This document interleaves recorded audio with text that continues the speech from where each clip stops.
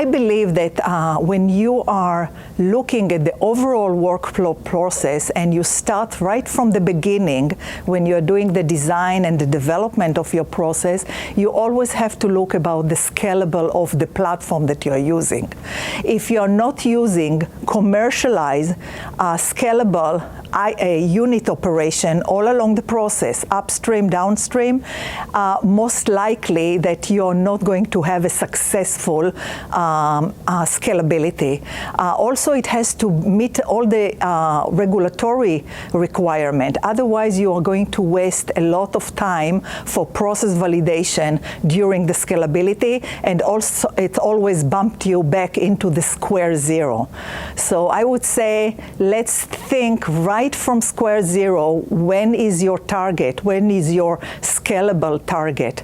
And move for that.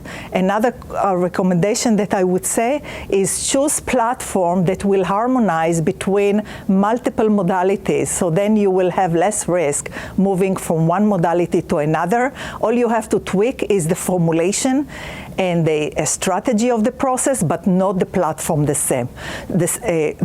So you have to kind of increase the success for going scalability in a linear manner.